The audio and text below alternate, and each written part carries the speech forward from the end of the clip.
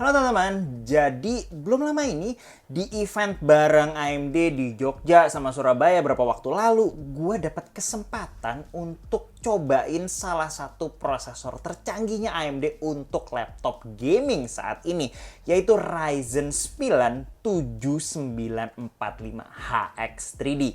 Ini harusnya prosesor AMD pertama untuk laptop dengan 3D V-Cache. Jadi ini udah ada lama banget di desktop gitu ya. Pertama banget di 58X3D, kemudian ada di desktop di 7950X3D, 78X3D, dan sekarang akhirnya tahun ini hadir di laptop. Nah, ini prosesornya ada di dalam ROG Strix Car 17X3D yang sayangnya saat pengujian belum dijual resmi di Indonesia. Nggak tahu juga nanti akan masuk resmi atau nggak, perlu tanya ke Asus untuk itu. Gue coba bahas CPU-nya pendek aja kali ya. Gue nggak tes banyak di sini, nggak analisis, tapi menurut gue ini lumayan menarik prosesornya. Dan AMD klaim ini katanya prosesor gaming terkencang laptop gitu ya. Klaimnya seru sekali. Nah, kalau kita lihat spesifikasinya sih lumayan ngeri. Itu 16 core 32 thread, clock batas atasnya 5,4 GHz, itu harusnya buat satu thread load gitu ya.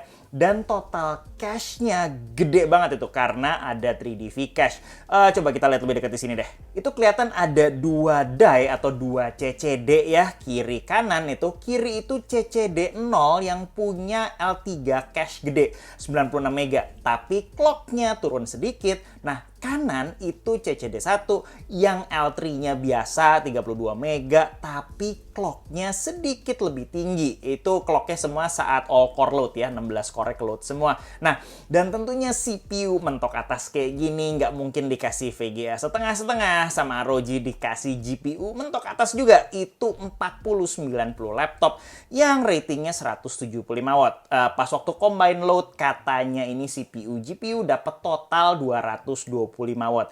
Jadi buat laptop tuh harus sudah tinggi banget ya gitu ya. Oke, sekarang kita coba cepat aja lihat benchmark sintetisnya dulu, yaitu multi-core Cinebench R23. Di situ ada pembanding Core i9 13980HX, ada R9 7945HX yang non X3D gitu ya. Mungkin teman-teman bingung kok lebih pelan yang 7945HX 3D-nya dibandingkan 7945HX biasa. Nah, jadi teman-teman perlu tahu kalau workload-nya macam Cinebench kayak begini, ini biasanya lebih butuh processing power dari frekuensi, bukan cache. Jadi X3D atau 3D V-Cache ini baru berguna, baru berfaedah kalau ketemu game yang CPU bound atau mungkin lebih spesifik lagi CPU bound dan butuh memory bandwidth besar gitu ya, jadi memory trafficnya banyak. Nah, gimana caranya kasih perbandingan yang cepat dan mudah dilihat? Gue tadinya mau bandingin ini sama laptop ya, kayak 7945HX gitu, mau analisis bedanya kayak gimana.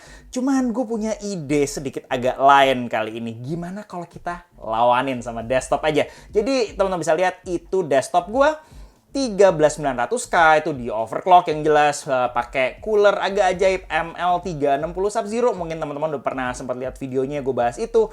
Dan gue nggak punya 4090 desktop sayangnya, tapi gue pakai GPU RTX 3090 HOV. Jadi itu yang OC version 450 watt, sedikit lebih powerful dari 4090 laptop harusnya. Dan itu juga gue pakai memori V-Color DDR5 7800, harusnya lumayan kenceng dengan total konsumsi daya sistem saat gaming hampir 900 watt atau hitung 900 watt lah ya itu.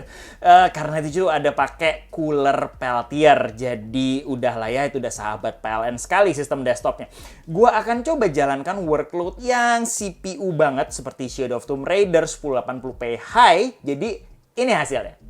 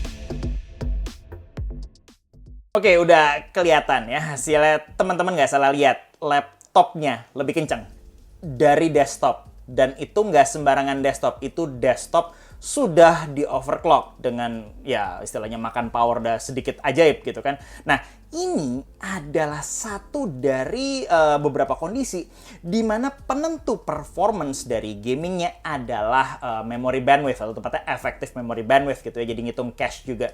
Dan di sini 3D V-Cache dari 7945HX 3D-nya kenceng sekali dan ya buktinya mengalahkan CPU desktop gitu. Nah, mungkin gue coba nambah skenario dikit deh. Ini ada Flight Sim 2020, FS 2020 yang biasa gue pakai juga buat tes CPU. Keduanya kelihatan agak imbang ya.